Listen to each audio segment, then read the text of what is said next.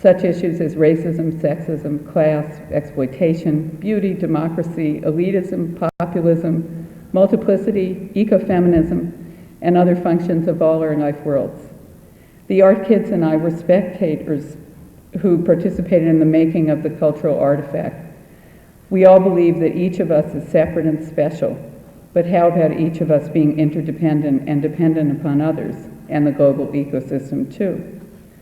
We want kids to find out about themselves, to learn to love themselves in a healthy manner, the art experience and collaboration.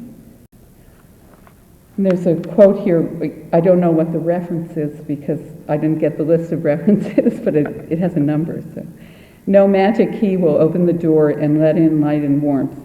To suggest that the arts provide the key would be foolhardy, but surely the arts provide one of the keys, and one too long neglected, for unlocking the capacities of people so that they may live more productive lives themselves. And then at the end of this section, he says, to that end, my graduate work allowed me to study some established art curricula, such as the Getty Center for Education in the Arts, new visual arts curricula, and discipline-based art education. I realized that this was a tradition I was part of, as were most art education programs, public and private.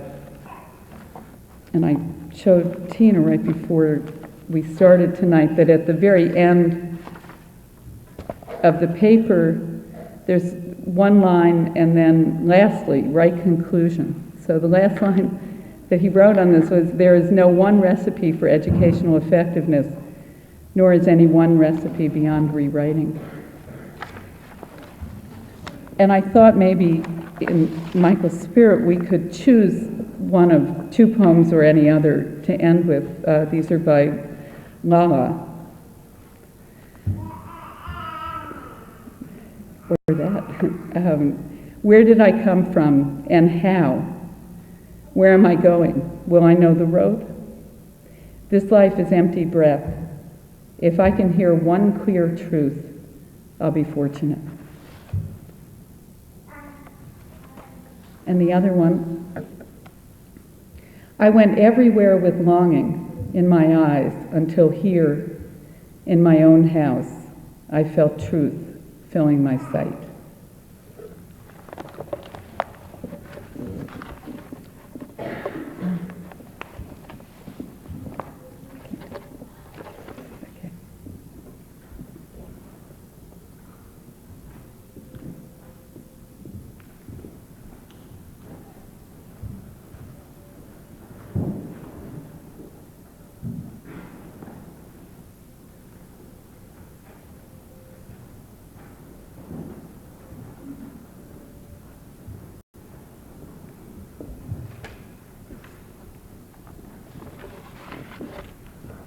My name is Aostra Johnson. I'm director of the graduate program at St. Michael's College. And I'm going to start by reading part of a poem by Mary Oliver. It's called The Summer Day. I don't know exactly what a prayer is. I do know how to pay attention, how to fall down into the grass, how to kneel down in the grass, how to be idle and blessed, how to stroll through the fields, which is what I have been doing all day. Tell me, what else should I have done? Doesn't everything die at last and too soon? Tell me, what is it you plan to do with your one wild and precious life?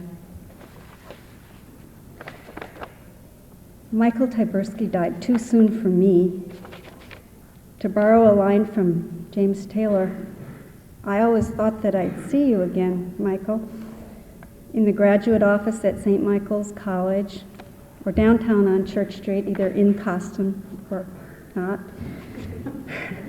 I thought we'd keep on having those great conversations, those ones where we wrestled with the meaning of life, the functions of art, the role of art in political and personal change. Having a conversation with Michael was an adventure every time. See, I think Michael knew that his life was wild and precious. And when I was with him, I felt more intensely the wildness and preciousness of mine. His adventurous and brilliant mind wandered wildly and bravely through the world of ideas. When we met to discuss a particular book, he would have read 3 or 5, a graduate professor's dream. I remember once he pulled out one of the, this might have been even, on that particular occasion, maybe the 7th book he'd read for that meeting of our independent study when he was only supposed to read 2. And I was amazed. I said, Michael, that's the book that it's out of print. No one can find that book. Where'd you find it? He said, oh, I got it at a yard sale. And that was just like Michael, to turn up the most amazing things at a yard sale. But when I told him that I'd been looking for it, he gave it to me. Michael was generous, too. And Michael was funny. The 2 graduate classes of mine that he took, we really laughed a lot. An unforgettable moment was in an adolescent development class, and we were talking about gender. And he brought in his shrine to Barbie. I don't know how many of you have seen or heard about his shrine to Barbie, but it's an amazing thing. The shrine part is concocted out of hundreds, if not thousands, of little teeny plastic Barbie paraphernalia. You know, all her high heels and her powder puffs and so on, and Barbie's in the center. This was really amusing, and we laughed looking at it, but it was also painful and poignant. Michael's message about the message that our society gives to young girls about their bodies came across so loudly and clearly in that one piece of art, and the way he really cared about that. That was several years ago, and the students in that class still talk about it when I happen to meet them around town. And I guess most of all, I remember how much Michael cared about the kids who needed more caring, and how really his deepest message in coming to St. Michael's was to reach them through art. So, Michael, I will try to carry on your work with my one wild and precious life until I too die at last and too soon.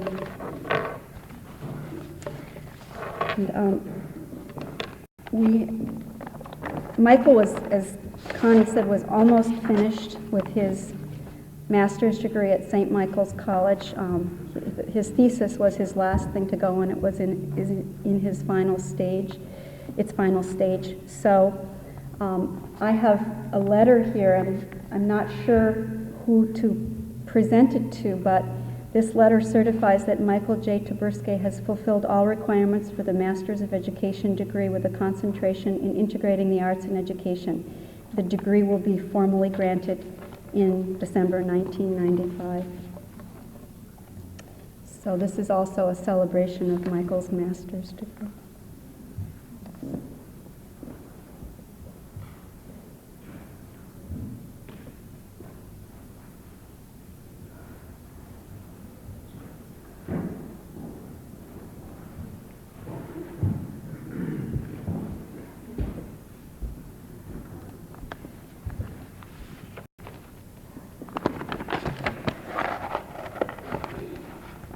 Good evening. I'm an old friend of Michael Taberski's. I was a resident of Burlington for 5.5 years. I was an artist here. I'm currently an artist in Providence, Rhode Island, and I'm going to graduate school. Also, like Michael did, for art education. Michael was very influential in my decision to return to school and study art education. When I received the call that Michael died from a good friend of mine, for some reason I knew it was Michael.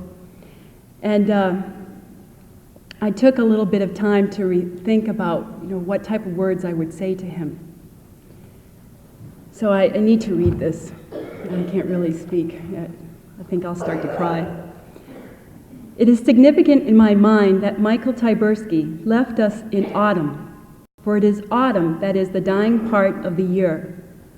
In the Japanese culture, the poignancy of autumn is most appreciated. It is in this season that all things in nature die, and in the act of dying,